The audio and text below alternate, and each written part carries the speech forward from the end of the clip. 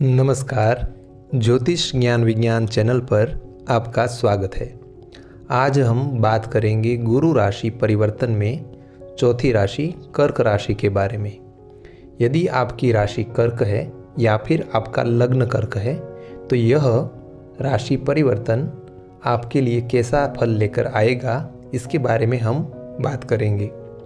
22 अप्रैल 2023 को सुबह 3:33 पर गुरु अपनी मूल राशि मीन राशि को छोड़कर मंगल की अग्नि तत्वीय राशि मेष राशि में प्रवेश करेंगे।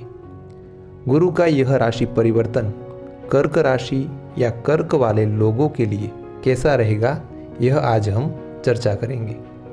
गुरु को 9 ग्रहों में सबसे शुभ माना गया है और कर्क राशि के स्वामी चंद्रमा के यह मित्र भी है। गुरु ग्रह विद्या, विवाह, ज्ञान, व्यापार, संतान और हमारे जीवन में होने वाले सारे मांगलिक कार्यों के लिए भी कारक ग्रह माने गए हैं। हमारे पूरे जीवन में गुरु ग्रह की महत्ता एक गुरु से कम नहीं है। इसलिए कहा भी गया है कि जिसका गुरु बलवान उसका चेला पहलवान। तो आइए देखते हैं कि कर्क लग्न या कर्क वाले राशि वाले लोगों के लिए यह क्या परिवर्तन लेकर आता है।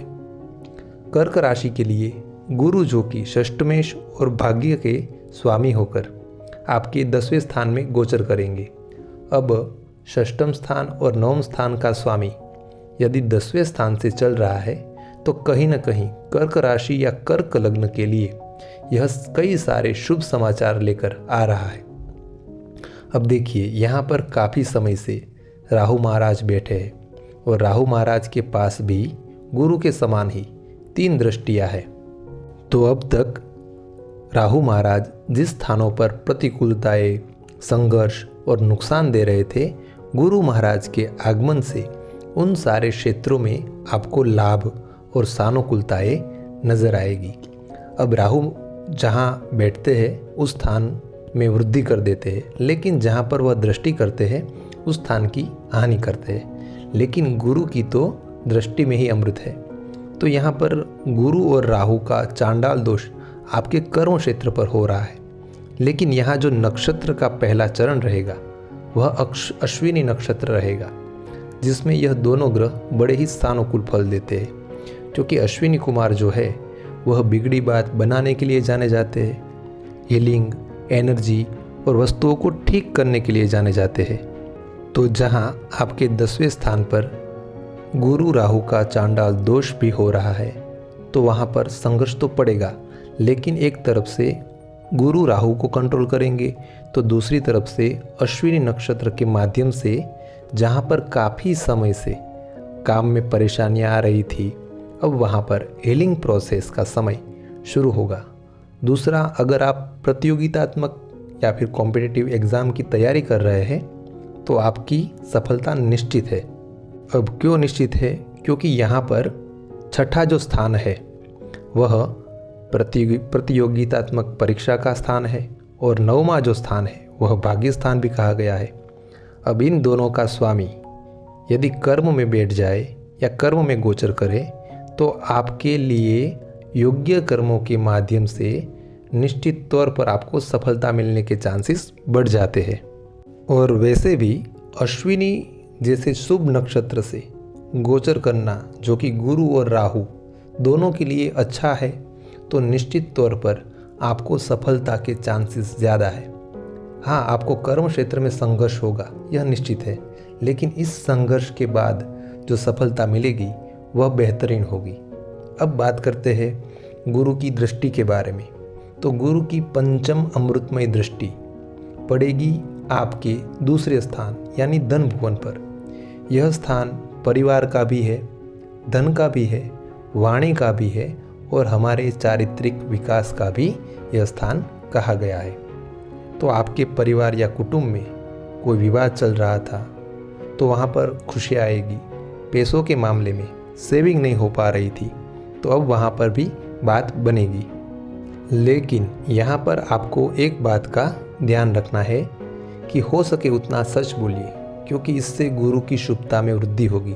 अगर बार बार झूठ बोलेंगे खराब वाणी का प्रयोग करेंगे तो कहीं ना कहीं आपका गुरु ग्रह है वह उसकी शुभता में कटौती देगा या फिर उसका फल घटाएगा। तो इसके परिणाम स्वरूप सच बोलने का आग्रह रखें। अब गुरु की बात करते हैं 7वीं दृष्टि के बारे में। अब गुरु की 7वीं अमृतमय दृष्टि है, वह पड़ेगी आपके चतुर्थ स्थान पर, जिसे सुख भुवन भी कहा जाता है।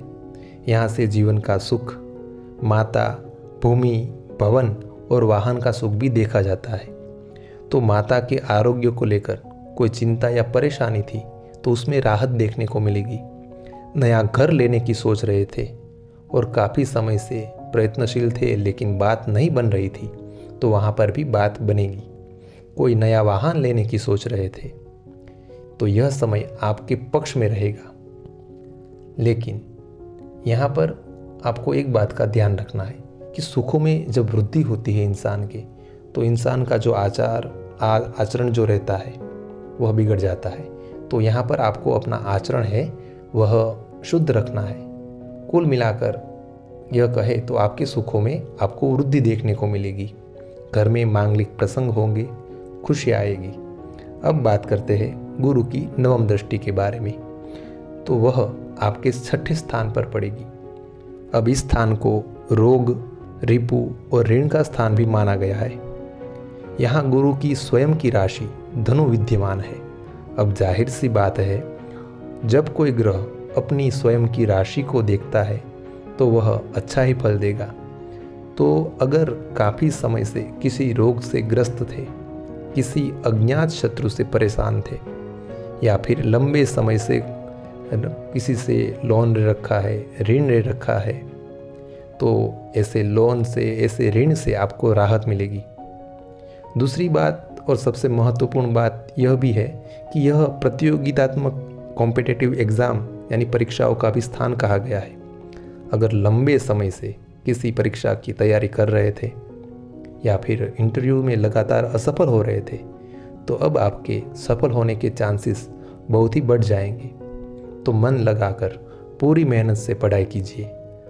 अब यहाँ पर एक बात ध्यान देने योग्य बात यह भी है कि जिस तरह वाणी के क्षेत्र में आपकी वाणी अगर गलत है, झूठ बोलते हैं तो वहाँ पर आपके गुरु खराब होते हैं, उसी प्रकार जो 6ठा जो स्थान है वह रोग का भी स्थान कहा गया है। अब इस पर गुरु की दृष्टि होने से आपको यह बात ध्यान रखनी है कि कभी कभी हम इतना ज़्यादा ओवर ईटिंग कर लेते हैं, ठीक है, खाना इतना ज़्यादा खा लेते हैं। हमारा जो खाना है, हमारा जो आहार है वह अभक्ष नहीं होना चाहिए। अभक्ष जो आहार होता है जिसे खाने के लिए शास्त्र मना करता है, ऐसे अभक्ष खुराक जो रहते हैं, ऐसे अभक्ष आहार जो रहते हैं उसका हमें त्याग करना चाहिए। बहुत ज़्यादा खाने से बचना चाहिए। अगर हमारा आहार, हमारा व्यवहार, हमारा आचरण और हमारी वाणी नीति युक्त नहीं होगी तो गुरु की शुभता का हम इतना लाभ नहीं ले पाएंगे और इसकी वजह से हमारे गुरु ग्रह खराब होंगे और जिस क्षेत्र में हमें सफलता देखनी चाहिए, सफलता मिलनी चाहिए, वहाँ प्रतिकूलताएं देखने को मिलेगी। इसलिए इस बात का भी ध्यान रखें। और एक बात, आपके कर्म क्षेत्र पर गुरु और राहु का चांडाल दोष तो हो ही रहा है, लेकिन साथ ही साथ शनि की डैया भी चल रही है और शनि महाराज की इस दोष पर यानी कर्म क्षेत्र पर दृष्टि भी हो रही है। अब देखिए, साक्षात कर्म का कारक ग्रह शनि, ठीक है, साक्षात शनि महाराज जैसे न्याय के देवता है, उसकी दृष्टि हो रही है और गुरु जैसे शुभ ग्रह यानी न्याय प्रिय ग्रह के साथ होने से फिर भी आप अगर कोई राहु जैसा कर्म करेंगे, राहु के बहकावे में आकर कोई गलत कार्य करेंगे, गलत काम करेंगे, तो शनि महाराज के माध्यम से दंड तो अवश्य मिलेगा। तो इस समय में कोई भी गलत काम करने से आपको बचना चाहिए। न्यायपूर्ण, नीति युक्त व्यवहार जो है वह आपको करना चाहिए। पूरी मेहनत और परिश्रम से नीति युक्त आचरण और कर्म के माध्यम से आगे बढ़िए तो आपको यह गोचर बहुत ही शुभ साबित होगा आपके लिए और आपको निश्चित तौर पर सफलता मिलेगी। यदि आप इस गोचर का कोई उपाय करना चाहे तो आपको 3 उपाय करने चाहिए। सबसे पहले तो श्री हरि नारायण के कोई भी मंत्र जो आपको पसंद हो उसका प्रतिदिन निश्चित संख्या में जप करें, या फिर शुक्ल पक्ष के किसी भी बुधवार को एक नारियल पर हल्दी और चंदन और केसर का टीका लगाकर उस पर रोली या फिर जिसे हम कलावा कहते हैं उसको बांध ले। फिर उस नारियल को अपने सिर से 7 बार एंटी क्लॉकवाइज घुमा ले, सर से लेकर पाँव तक। जिस तरह हम नज़र उतारते हैं ठीक उसी तरह से। फिर मन में प्रकृति से यह प्रार्थना करते हुए कि इस गोचर का मेरे ऊपर जो भी नकारात्मक प्रभाव हो उससे हमारी रक्षा कीजिए।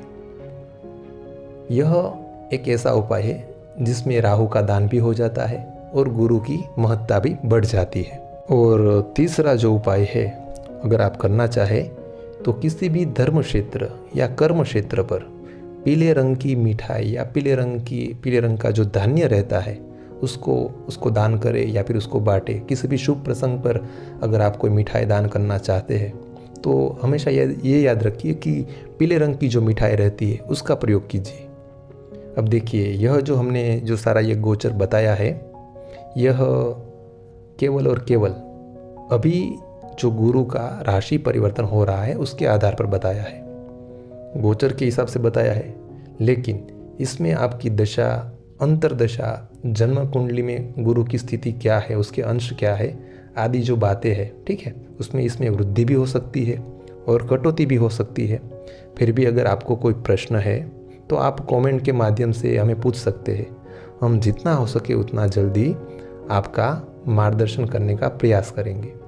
अगर आपको हमारी ये वीडियो अच्छी लगी हो तो इसे लाइक करें और शेयर करें, और ऐसी ही महत्वपूर्ण जानकारी के लिए हमारे चैनल को सब्सक्राइब करें। इससे हमारे उत्साह में वृद्धि होगी। आपका दिन शुभ हो, मंगलमय हो, इसी आशा और अभ्यर्थना के साथ जय हिंद, जय भारत, धन्यवाद।